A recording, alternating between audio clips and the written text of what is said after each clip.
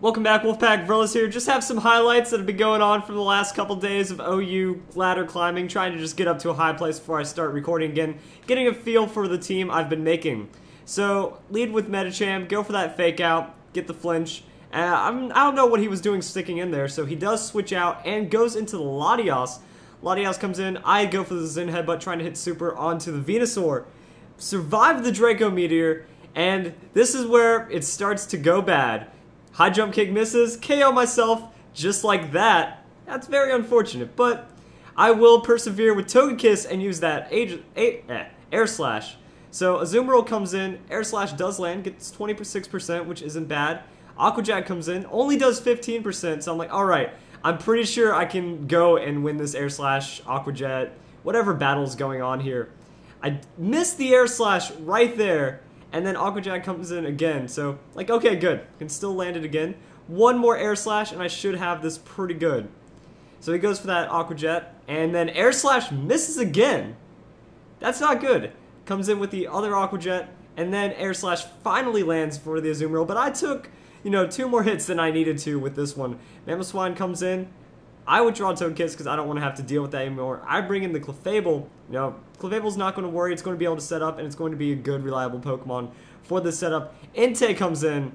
I'm going for the Calm Mind, but Entei has other plans with what it wants to do. And it goes for the Sacred Fire. Crits me. Gets the burn. Burn doesn't matter because I'm a Clefable, but I was not expecting the Sacred Fire for that much damage, so I did go for the Calm Mind again. Could have done the Soft Boiled, but I hadn't really seen the Sacred Fire Entei before, so it did catch me off guard. Landorus comes in. I'm like, alright, I know Landorus at least is going to be able to handle this pretty well. Get the Stone Edge. Not going to be enough right there, and I am making... This Entei is messing me up. So, switches out, brings in the Venusaur. I'm going to land that Stone Edge, get the crit at least, and I'm like, okay, I'm a good amount of damage away. Miss the Stone Edge right there. Goes for the Giga Drain, heals off, and... yeah, even though the Stone Edge wasn't going to really KO, it was some damage I didn't want to lose. So, I've been just missing a lot. I'm kind of whatever about this battle. Snorlax wakes up from the Chesto Berry. I'm going for that Amnesia because I want to try to really endure it as best as I can. He gets his seeds off, and this is just not a good matchup for Snorlax at this point. That I have taken a little damage from the stones. I am seeded, and that's just going to stay forever, so Sleep comes in.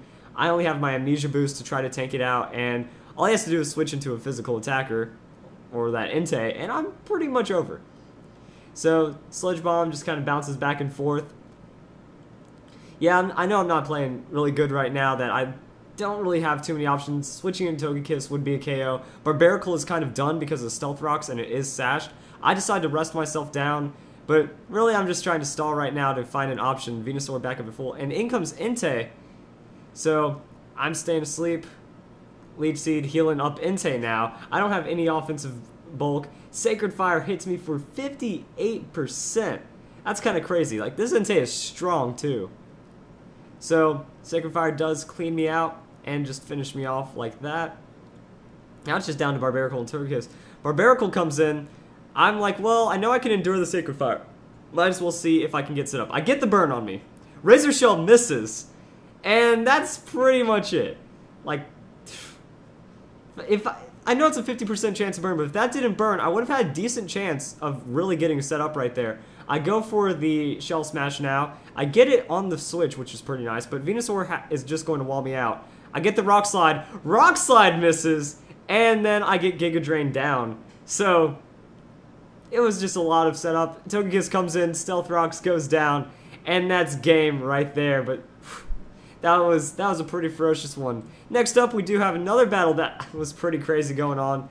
I was trying out Season's team. He was like, hey, what happens if you use an OP team? I'm like, I don't feel comfortable playing this team because I'm not a fan of most of the Pokemon on here. I don't want to use Rotom. I don't want to use anything but really Clefable. I'm still on the fence about Ferrothorn. So on that first switch, Hydro Pump misses. Like, that's kind of unfortunate. Then Will-O-Wisp misses, so I don't get a big amount of damage. I don't get the chip damage in after the switch. I bring in the Ferrothorn. Ferrothorn, I was thinking like, okay, you know, Latios doesn't really have too many options to deal with this. I can set up with the Leech Seed, and then I can go something... I can get it going from there. So Leech Seed does land, and I'm like, okay, if I can tank him out, you know, I can really go off of that. but he does switch it out. He goes into his Blastoise. I'm like, I can handle Blastoise as well. I'm going to set up the Stealth Rock, and now, no, we just get to watch this thing try to hit me with that Aura Sphere. Aura Sphere does a good chunk, but I get my Leech Seed going. I'm like, well, with leftovers and Leech Seed, I can protect this one out. I can get a good amount of chip damage on the Blastoise, and I can find an opening. So there's the Protect. Aura Sphere's not going to do anything. He's going to take a little more damage from Leech Seed, heal me back up, and yeah, it's just going to be this for a couple more turns. So let's speed it up just a bit. Barely survived, but I had the math. I had the idea that I would pretty much survive this one. And it's looking good. I do get Blastoise down to half. I get another Protect in there, and it's just going pretty well. So I know I'm going to lose Ferrothorn on this next turn unless I switch and sacrifice something out. I decide to go for the Clefable. Clefable resists the Blastoise really well, and now I'm like, wait, this is perfect. Clefable's getting all of its health back even after the switch. I go for the Calm Mind because I know I have health coming from me from the Leech Seed with that leftovers as well. And I realize that Clefable is a very strong Pokemon right now. That I wasn't really using it before, but just like that, you know, Blastoise goes down. After switching it, I do take a good amount. Mamoswine does have the burn on it, so I can make that work in my favor. And I do Soft Boil back up, just waiting for it to burn down.